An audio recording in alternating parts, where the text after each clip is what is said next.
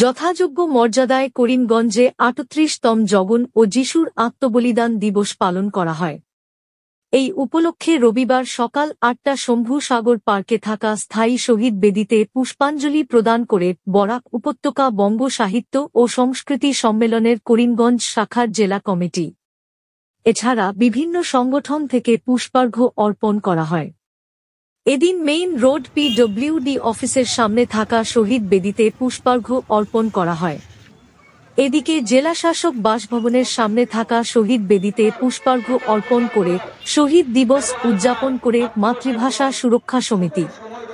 এছাড়া বনমালী রোডে নবজাগরণ ক্লাবের জগন ও যিশুর শহীদ বেদিতে পুষ্পার্ঘ্য অর্পণ করে শহীদ দিবস পালন করে নবজাগরণ ক্লাব। সেই অধিকার খর্ব করার চেষ্টা হয়েছে এবং যার ফলশ্রুতিতে 1972 সালে একজন শহীদ হয়েছেন, 1986 সালে দুজন আমাদের করিমগঞ্জে শহীদ হয়েছেন এবং মণিপুরী ভাষার জন্য 1996-এ আরেকজন শহীদ হয়েছেন। এই যে আমাদের ভাষার চেতনা নিয়ে আমরা আন্দোলন করে যাচ্ছি, আমরা যে অধিকারটুকু পেয়েছিলাম বিভিন্ন ভাবে প্রত্যক্ষ বলুন বা পরোক্ষ বলুন, সেই অধিকার যাতে খর্ব করা যায় সেই চেষ্টা শুরু করা হচ্ছে।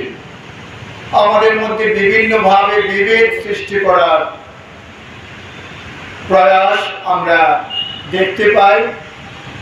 আমি বরাক উপত্যকা বঙ্গ সাহিত্য সংস্কৃতি সম্মেলনের পক্ষ থেকে আপনাদের সবার কাছে একটাই অনুরোধ রাখছি যে ভাষার প্রসঙ্গে এবং আমাদের অধিকার রক্ষার প্রসঙ্গে আমাদের জন্য একটা পরিচয় থাকে যে আমরা বাঙালি এবং আমাদের মাতৃভাষা বাংলা। সেই পরিচয়টুকু যেন আমাদের অটুট থাকে, সেই পরিচয়টুকু বিঘ্ন করার জন্য ধর্মের নামে সুরসুরি দেওয়া হচ্ছে। কাজে আমার অনুরোধ আপনাদের সবার কাছে, আপনারা সজাগ থাকুন। আমরা যে অধিকারটুকু পেয়েছি সেটা যেন খর্ব না হয় এবং আরো যে অধিকারগুলো আমাদের ওয়েলফেয়ার কান্ট্রিতে যে অধিকারগুলো পাওয়ার কথা সেগুলো যেন আমরা সবসময় পেয়ে থাকি।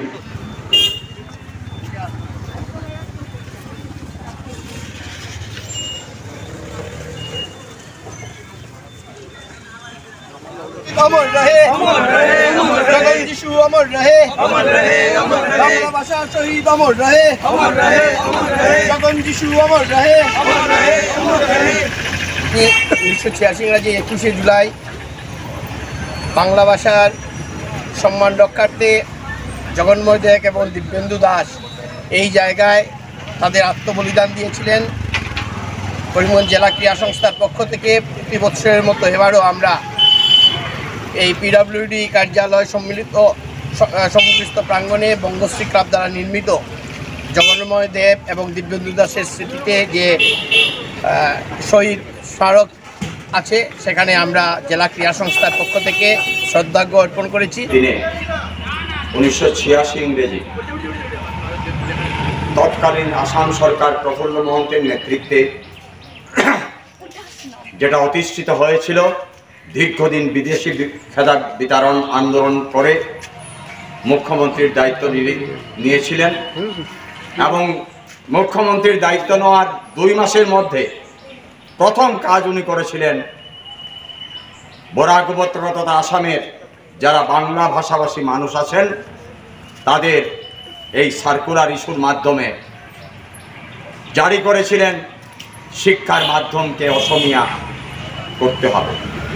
সার্কুলার যেটা জারি করা হয়েছে সেটা প্রত্যাহার নয়, সেটা বাতিল করতে হবে, সেটা ছিল আমাদের দাবি। যাই হোক, মুখ্যমন্ত্রী আসলেন 8:30 থেকে 9টার মধ্যে। আকাশ গর্জে উঠল হেলিকপ্টারের শব্দে। আমরা আন্দোলনকারীরা ট্রেজারির সামনে, PWDর সামনে, সার্কিট হাউসের সামনে গণতান্ত্রিক পদ্ধতিতে আন্দোলন চলছিল।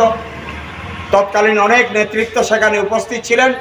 বিনা প্ররোচনায় মুখ্যমন্ত্রীর উপস্থিতিতে সার্কিট হাউসে হঠাৎ করে আসাম পুলিশের দল গুলি বর্ষণ করতে লাগলো আমাদের আন্দোলনকারীদের উপর। নিথর প্রাণ দুটি জগন্ময় দেব এবং দিব্যেন্দু দাস সেখানে ঝরে পড়ল।